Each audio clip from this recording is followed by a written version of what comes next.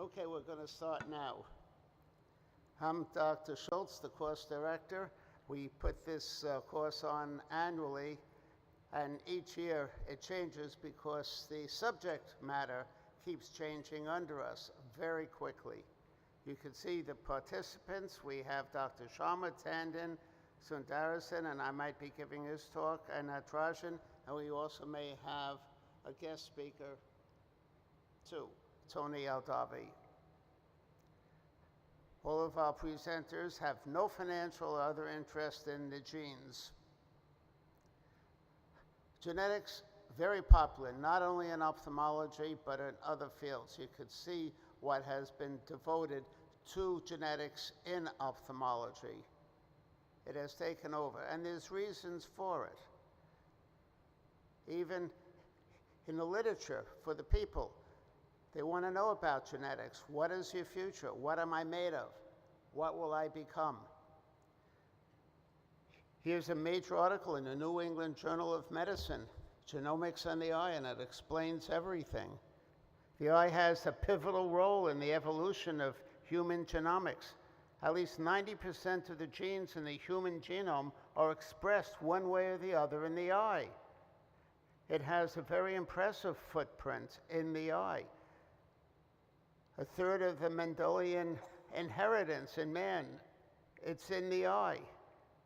A small change in PAX6 in the genes can cause a little anatomic abnormality in the macula, a tiny alteration that could interfere with one's vision. Here's the article, an original article. And we can see all the genes that are involved in the eye, every part of it, the retina, cataracts, glaucoma. Look at the number of genes, either in combination or isolation. And that article is right here. Retinitis pigmentosa, Stargardt's, all genetic. Sometimes one gene, sometimes numerous, expressing itself at different times in one's life. So, to discuss the genes and to discuss the various parts of the eye, we have a very prominent panel. Dr. Sharma, who happens to be the General Secretary of the AIOS and in charge of the scientific committee. We have Dr. Tandon here, who will talk about the genetics of corneal dystrophies. I'll probably be giving the talk for Dr. Sundararajan in glaucoma. And finally, we have Dr. Natarajan, who was very prominent, past president of the AIOS and deeply involved in retina genetics. And we may have Tony Aldavi, who is very deep in cornea genetics at UCLA, Jules Stein. So I'll start with the introduction to genetics. We'll review genetics and current gene therapy. You can see the methods, CRISPR, but let's talk about proposed gene therapy. COVID virus, no matter how devastating it was, could be helpful in the future for gene transfer. And we're going to talk about the elephant in the room, artificial intelligence. Anyway, let's get started. We'll talk about genetics, crash course. The difference in the genome from one person to the other, from me to you, it's only 1/10%. The difference between me and a chimpanzee in the genes, it's only 2%. And here's the breakdown. 22 atomic genes. The higher the number, the larger the chromosome, except for 21 and 22, they interchange, where 22 is a little bit bigger than 21. And of course, you have the sexual genes at the bottom. And here's the makeup of a chromosomes, the chromatids. In the center is the centromere, and they're numbered. You have the P and the Q arms. And then we could have the crossovers, and this can be inherited as you get accidental crossovers. And this can go through the gene line into your forebearers and into your family that follows. We can see the crossing over. And when it becomes meiosis, chromatids, it could pass on. Now, this is the breakdown genetically. We talk about DNA. DNA is really a pentose sugar, nothing more.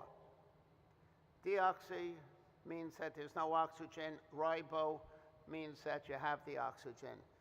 But when you talk about a nucleotide, you have the phosphate attached to it on carbon 5.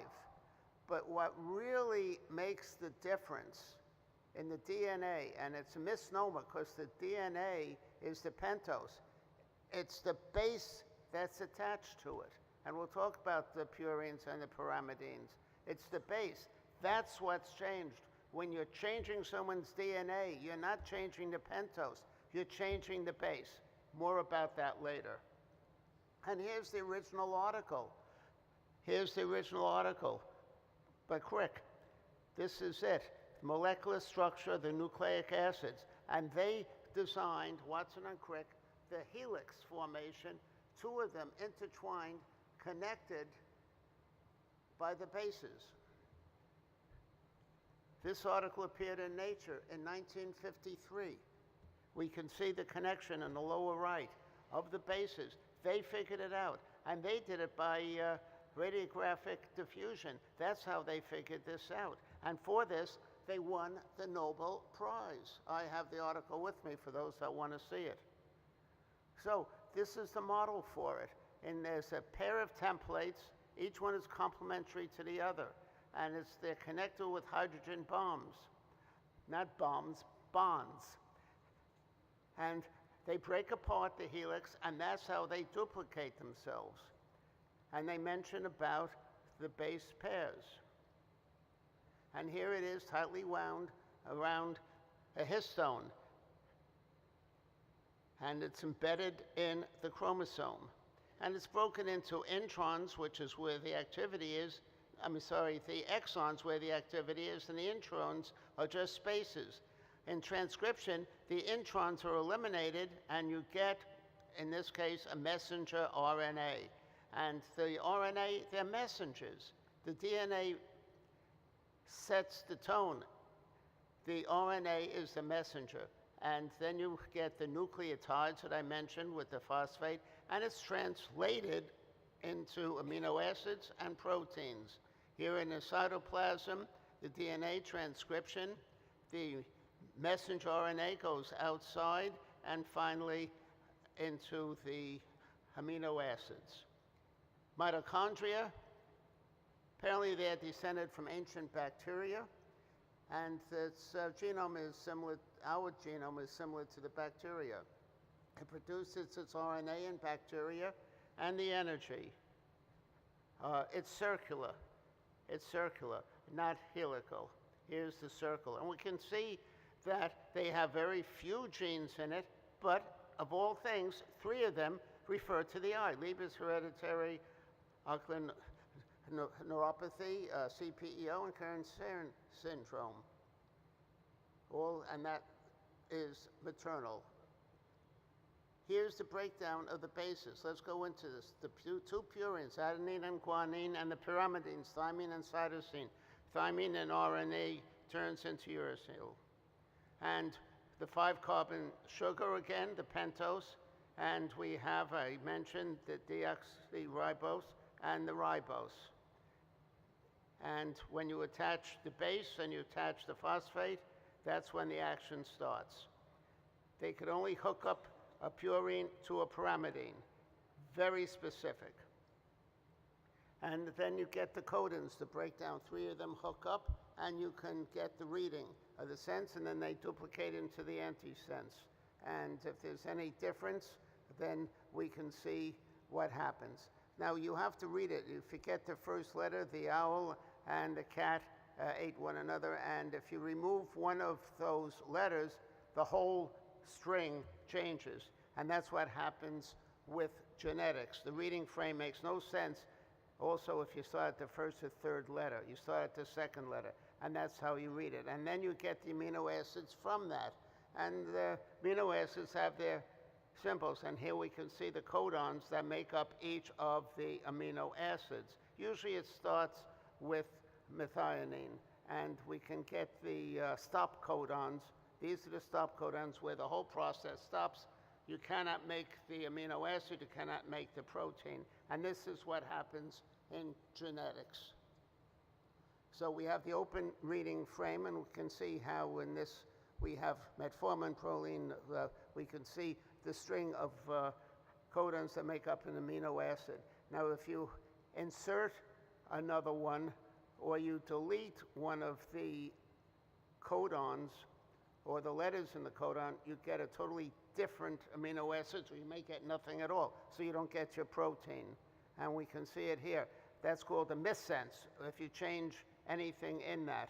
And if you remove a single base, a deletion, everything stops. And from that, you get associated genetic diseases. You could read them yourself, including retinitis pigmentosa.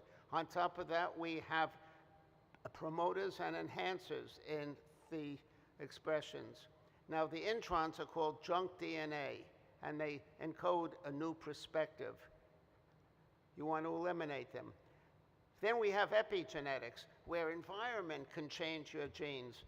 That's very important, because Darwin was the one who talked about the evolution as a result of population and where you live and what you're exposed to. These are some molecules that attach to the DNA, and it regulates your activities and your formation. So even though a lot of the cells may have the same DNA, the skin could stay the same even with changes. And epigenetics, here we could see that a methyl group could change, and therefore you could change the genetics, epigenetics. Mitochondrial, that is only inherited through the woman. So in genome sequencing, you could identify the mutant gene for a specific therapy that you want.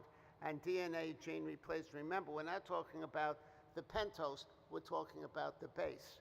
And here we can see the vectors that can do that. Actually, viruses are used to penetrate, or adeno-associated viruses, lentoviruses, but it's really the adeno-associated viruses that are being used today, and here's the formations of them.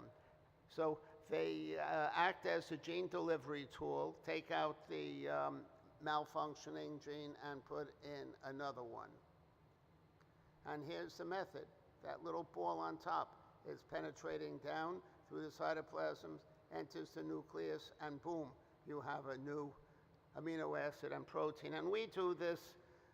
The retina people love injecting the eye, and they could inject, they think that they're changing the genes. Certainly, the photoreceptors do not replicate. Maybe the pigment retinal epithelium can.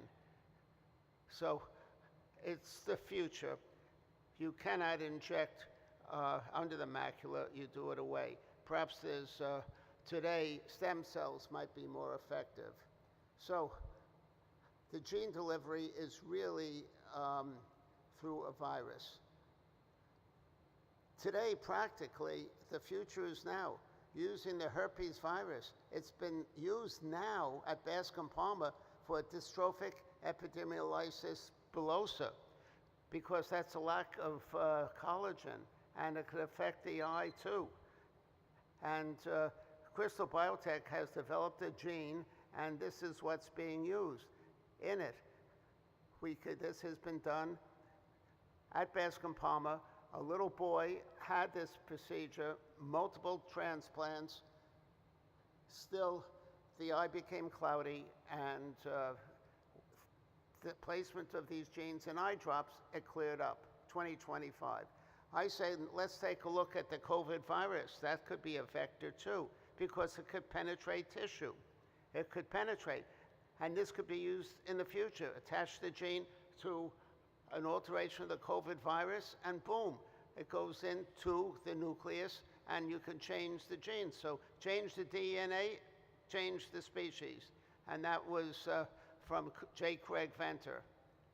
Computer binary code, change that. You change your sentences, change the code. And we can see that many of our conditions could have multiple gene changes. Proteomics, I won't go into this too much, but this is from gene changes. So we want to test the genes, genetic testing, and we want to reach a point in our knowledge. Now, scientists can regenerate retinal cells in mice, maybe in humans in the future.